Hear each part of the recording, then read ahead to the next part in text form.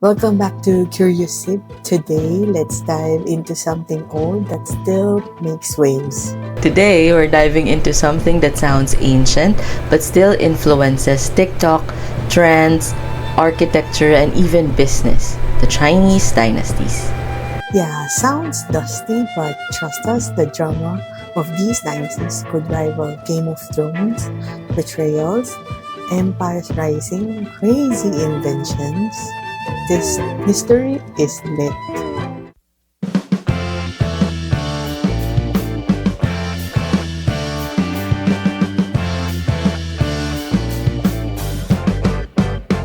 Yes, so let's start at the top. So, Xia Dynasty, some say it's mythical, like the ancient version of an urban legend. But then came Shang and Zhou Dynasty, who actually started shaping government and society. Just one note, apologies if the pronunciation is different. We're trying our best here. So the pilot episode of China's dynastic saga is the Xia Dynasty. This is the laying the foundation for thousands of years of imperial reign. So it is known for flood control efforts led by Yu the Great. However, did you know that there is no written record of the Xia period itself? And it's not mentioned. Yes, and it's not mentioned in oracle bones from later dynasties. So, if not Xia, how did it all started? Well, the recorded dynasty in history is the Shang Dynasty. Oh, yes. So the Shang is ancient China's VIP era, full of firsts, flair, and foundational breakthroughs. They said that is the time of the creation of China's earliest writing system. So etched onto turtle shells and animal bones. Can you believe that? And this is called the Oracle Bone Script. Dun, dun, dun. The beginning of the oldest form of Chinese writing used for divination. These inscriptions offer a window into their politics, religion, and daily life. All the Chinese characters today dates back from the Shang Dynasty. Wow! Who would have thought it all came from the late 2nd millennium BC? Not only that, did you know that in the Shang Dynasty, they also mastered bronze casting to produce ritual vessels, weapons, and the tools with intricate designs, and their technique? A piece molding casting. So bronze to them was a symbol of power and prestige. Huh. So first the Chinese writing, and then the second one is the bronze casting, right? Yeah. And not only that, the Shang Dynasty is where they first have a centralized government led by the Shang kings. It was also the first time they used horse-drawn chariots and had rich musical culture. The Shang Dynasty wasn't just a chapter in history, it was the blueprint of the Chinese civilization. And then came the Zhou Dynasty. So Zhou's big flex, the mandate of heaven. Basically saying, I'm emperor because the universe vibes with me. Right.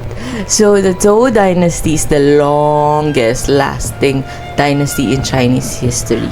They introduced the mandate of heaven to justify rule. It is also the time when the Confucianism, Taoism, and legalism was born. Fast forward to Qing Dynasty, as this was short-lived, where Emperor Qin Shi Huang went full Iron Man. He united China, built the early Great Wall, and had a whole Terracotta army sculpted to guide him in the afterlife. So talk about commitment issues. So in Qin Dynasty, so they had like Confucianism, Taoism, and legalism. It is also in this dynasty when they standardized currency, weights, measures, and even the writing system, so making communication and trade smoother across the region. And then came the Han Dynasty.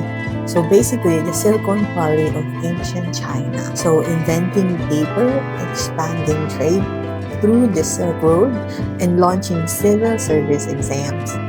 But before all that, did you know the mummy tomb of the Dragon Emperor gave us a wild take on Qin Shi Huang and his Terracotta army?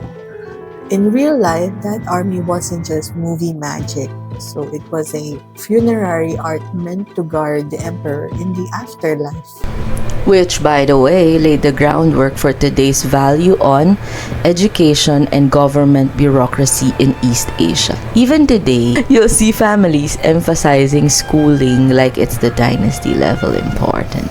Let's not skip the Tang and Song dynasties, poetry, fashion, and tech.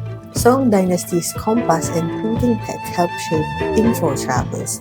So basically the OG content creators. Then the Yuan Dynasty, run by Mongols. Hello Kublai Khan. They opened up the China to foreign influence. You could say globalization started here. The final boss, the Qing Dynasty, longest ruling imperial dynasty. But Western powers came knocking and things got messy.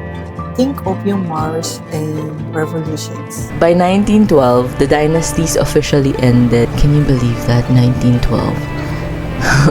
And then today, China's a communist state with wild economic power. But its dynastic DNA still shows powerful centralized leadership, respect for elders, and social harmony. And the aesthetics? Chinese architecture, fashion, and even skincare trends still echo dynastic vibes. Imperial elegance never goes out of style. So next time you're sipping bubble tea or admiring calligraphy on your phone case, remember you're channeling centuries of history. Dun dun dun! That's a wrap on this episode of Curious Sib. Thanks for tuning in, guys, and we hope you learned something new today. If you have thoughts, questions, or comment, let us know and we'd love to hear that. We're always diving into new topics, exploring things we're curious about, so stick around for more fun discussions ahead. If you enjoyed today's chat, like, share, and subscribe because curiosity never ends here.